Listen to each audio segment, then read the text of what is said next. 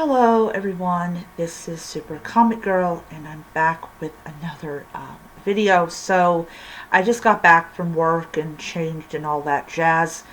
And I am going to be doing another comic book review. It's going to be, of course, 5 comics. I was checking the number of comics that I actually have, and it looks like the last are going to be 2 comics. So yeah. Okay. So you'll get a short one on that one.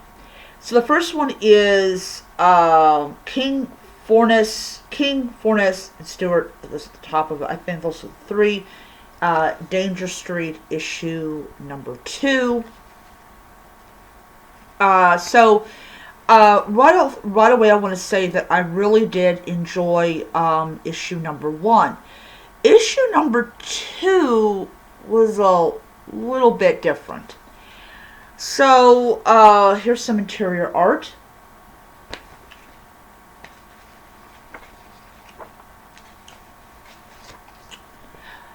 So, basically, you have all these weird things that are going on. You have a ship that got blown up with everybody inside. And it's a really weird story. It's narrated by Dr. Fate, or the Helmet of Fate. And it doesn't have Batman in it yet. Yet. He is totally separate. He is not in this story yet. I'm wondering, how long is it going to take before they have to pluck Batman in there? So you have this woman who's asking questions and stuff. We do get Darkseid in this story more towards the end of it. And they're here, they're playing this poker game. I think Catwoman was in the previous issue. You definitely have the Creeper that's in it. I don't really know what is the point of this story. I mean, are they training people to become members of the Justice League? I don't know. But it's, I will say something about it. You don't really know what is going to happen next. It's not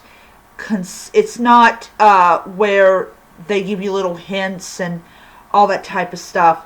But yeah, it's not a bad comic. It's not really good, but it's not a bad comic. And I am going to give issue number 3 a chance and everything. But yeah, so Danger Street issue number 2, despite it being a very slow comic in my own personal opinion, it has several things going for it. One of them is the old comic paper feel to it, and also the Creeper gets time. So yeah, but yeah, so I'm going to give it 5 stars. It's a decent read, and yeah, I'll definitely be picking up issue 3. So we have Batman The Adventures Continue Season 3. So in this story you have this guy who is basically, he has information that can bring down, this member of organized crime. And so people are trying to kill him and all this stuff. I am going to say one thing about this comic. I was a fan, or I am a fan, of the Batman animated adventures, or animated series. So it's really great to see the old, like, Bruce Wayne as Batman again. As much as I really do like Terry McGinnis, it's really great to see Bruce Wayne in the cape and cowl and the old 90s drawing and illustration, and just people that at the time that they were around were young, that are either dead or elderly. So it is a good comic. It definitely was worth the money that I spent on it. It has some of the people that worked on the animated series back in the 90s. So it feels like an episode from the television show. So I'm going to give it 5 stars. It is just, it's just a nice piece of nostalgia, and I'm really happy that I bought it.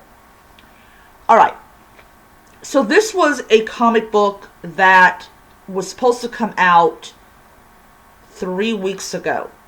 And this was part of the haul that I got last week. So this is Doctor Strange, issue number 2, Fall Sunrise. And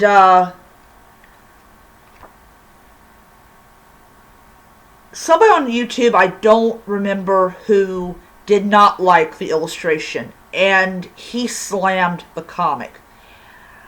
I read the first issue of this new Doctor Strange comic, and I'm going to say that despite the funky, illustrations, and I'm wondering what the heck am I reading, I did find the story to be pretty simple. Definitely doing it a lot better than the Deadly Neighborhood Spider-Man. So here's some background, here's some illustrations. So this woman comes to Doctor Strange in the capacity of him being a medical doctor to deliver her unborn child. And Doctor Strange finds him, and of course this woman finds herself in this entirely different type of dimension. Overall, I'm going to say that I am enjoying this version of Doctor Strange. The illustrations are still as weird as they were in the first issue, but the story is pretty good. You have, Doctor Strange not quite sure how he's going to defeat what he is facing. And it's nice to see that Strange does not have the answer to everything. So, overall, I enjoyed this issue a lot. I can overlook the funky illustrations. The story is pretty good, and I definitely am going to pick up issue number 3. So I'm going to give it 4.5 stars. So, the issue that I think everybody's been wondering about, this is Lazarus Planet Alpha, issue number 1. So, there's a lot. I was reading. I was watching this video about this new character that's going to appear in Lazarus Planet, who's a trans character. I didn't watch it all the way through, and I'm going to be absolutely honest. People complain, oh, you're turning this person trans, or this person bi, or this person gay, or whatever, okay? Just be glad they're not turning the characters wanting to have sex with dead people, okay? Just let's be happy with that. So this is a new trans character. The only issue I have with the character is, besides that, well, anyways, the only issue I have with the character is they always have a habit of introducing a new character that they do zero with. Please. So, if He turns out to be a really awesome character, and he turns out to be a character that has a good, well-developed story, and he does contribute to whatever is out there. Fine. I'm planning to buy all the titles if I wants to know. So anyways, getting to the comic book and not about that. So here is Lazarus Planet Alpha 1. So I got the, what I call the Poison Ivy variant. This thing was a whole level of weird. I mean, just weird beyond anything. And here's some illustrations. Poison Ivy is battling, teaming up with Swamp Thing, which is pretty interesting. It's very dark and gritty, which is I happen to like. The story did keep me glued. I really enjoyed it. Everything is basically going to shit, and all because the volcano that apparently feeds the Lazarus Pit exploded, and now you're having all of these extremely weird things going on. I did get the Kindle edition for this book because I really did want to read it because I didn't get a chance to go to the comic book shop. Yeah, it's just, and what Batman turns into, I'm not even going to show you. It's just weird. You have the Monkey Prince in this. I've never read a single issue of the Monkey Prince at all, so I don't have any idea what it's going to be like. But overall, I enjoyed the story. I enjoyed the characters. I'm really excited about this event. Hopefully, it'll be a lot better than Dark Web and everything. So, yeah. So, this week, Monkey Prince issue number 10 is coming out, and Lazarus Planet Assault on Krypton is coming out, hopefully. I will be picking those up probably on Friday, because they're probably, the comic book shop is probably going to make sure there's plenty of copies for everybody. So, Friday I will be picking it up, and I will be doing that comic book haul on Saturday. So, yeah. Because Saturday I get back. I work until 7, so I'll be back, and yeah. So definitely excited about the next issue. So I'm going to give this 5 stars. This was just a really awesome story. It was just like, oh my lord. So yeah, this is what DC could possibly do. Alright, so the last one is All Out Avengers issue number 4. This was another comic book that was delayed to get in my hand. It did arrive at the comic book shop, but it had, all the copies had severe water damage, so I didn't get it until 2 weeks later, or a week later, one of the two. I think it was 2 weeks.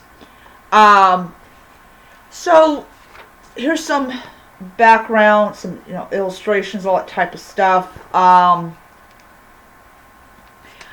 going to say that this issue was like, I don't know, there was just something really off about it.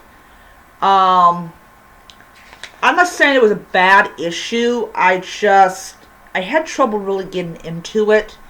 Same thing I had with issue 1. But yeah, I kept on like putting it down and closing it and looking stuff up. It just really didn't hold my interest like the previous issues did. So I'm not really going to go into details about the comic. I just will tell you that it really didn't hold my interest. It just felt so bland, and I just didn't like it.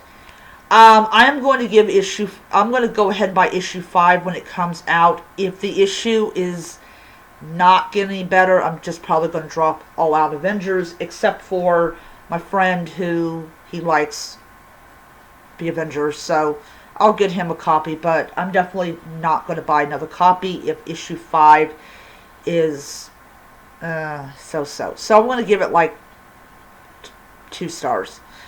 Alright, so that is my reviews for the next 5 comics. I hope you guys enjoyed it, and tomorrow I am going to be releasing another review that deals with the dark web. I already have 2 comics I've already read. It was like the Amazing Spider-Man issue number, I think it's 16, and Venom. So 2 very different books, 2 very different kinds of reviews. So I will be seeing you guys around. Until next time, keep reading. Bye.